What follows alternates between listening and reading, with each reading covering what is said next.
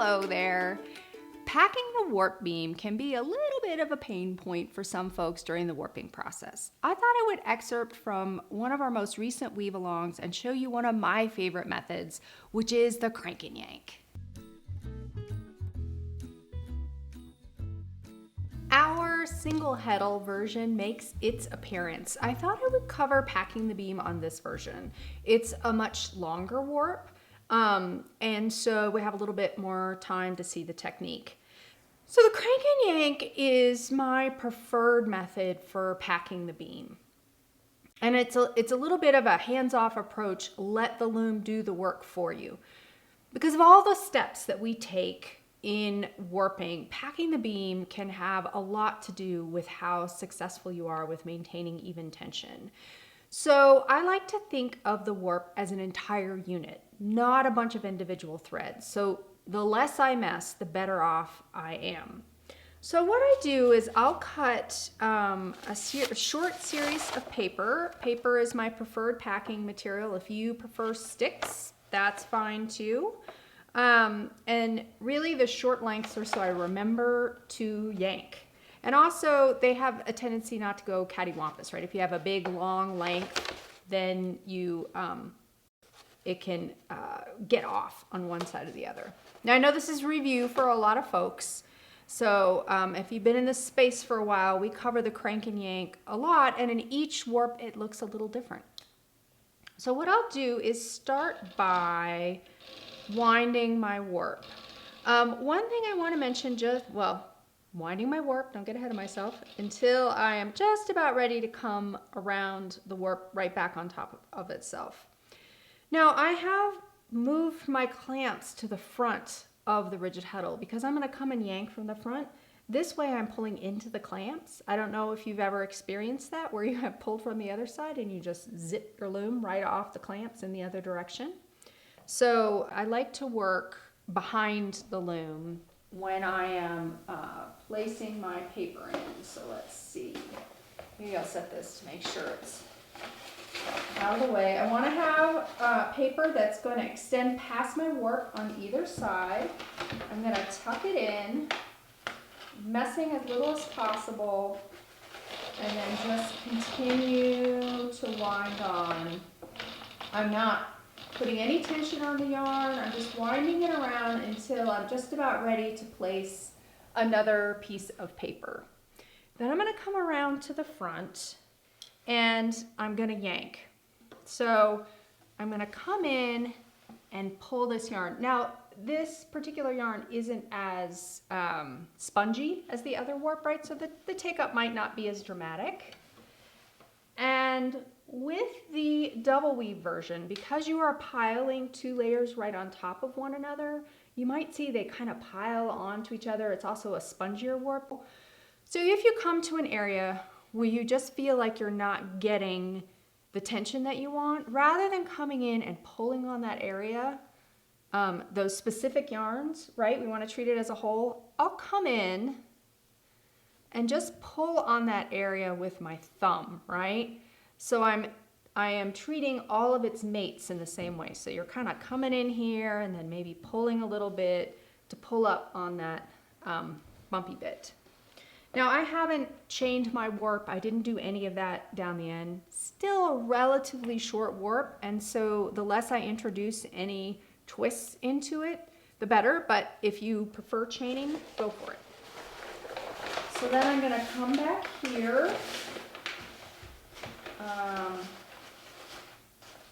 And slip. It can go under or over. I get that question. Either way, the paper can go under or over, however it wants to be. And you can even kind of pull on the paper a little bit, and that helps kind of snug things up as it's coming on. I'm going to continue to wind here. So it's just about ready to pile up on itself. I'm going to come around to the front. I'm going to yank and yank.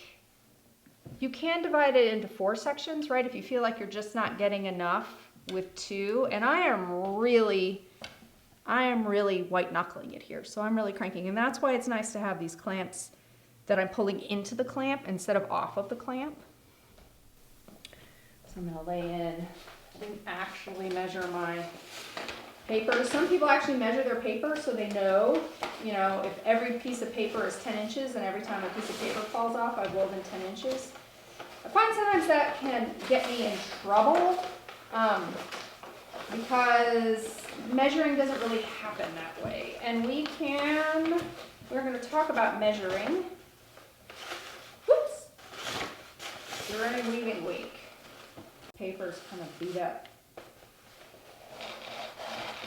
So it's a little chewed up. I'm being very careful to look on both sides that my warp isn't falling off the edge. That's how we get those soft, see right here, it's ripped a little bit, and so my paper wouldn't fully be coming on. So I'm gonna, fully laying on the paper, so I'm gonna cover that up with a little bit more paper. So come here. Yank. And this one seems kind of short. You know what? I don't even like this little bit of paper here because it's going to just get in my way. I'm going to make sure this piece extends over that. But this piece is a little long. I should have probably cut it before. Let's see if it gets cut. You're less likely to get cattywampus if you are winding here from the back. So I'm going to come halfway before I've wound that on because it's kind of a long piece. I'm going to pull. This is also a great opportunity to look for any knots or foibles. You still have a chance to kind of get them out of here. You'd have to pull back and tie on, but it could be worth it. In other words, if you find a knot, pull back, add on a new warp thread, and then pack the beam. You can also note it at this point with the knot and just make sure that you don't move that particular thread into a hole. You're probably okay if it's passed through the slot as it is. And then in this version, you have that opportunity. In the double weave version, you know, depending on the color work, you might not. So then we're gonna undo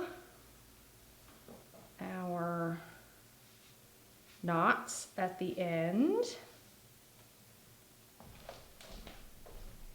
Let's see. One more. What I'm looking for is I'm going to look for the it to come just up even with the beam. So I'm close. I am close.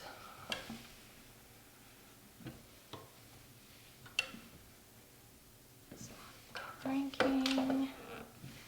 I may need to add in one more piece of paper.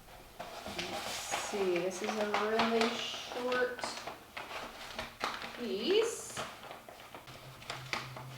Just trying to disturb it as little as possible. Let's see, is that going to get me those extra inches? I think it will.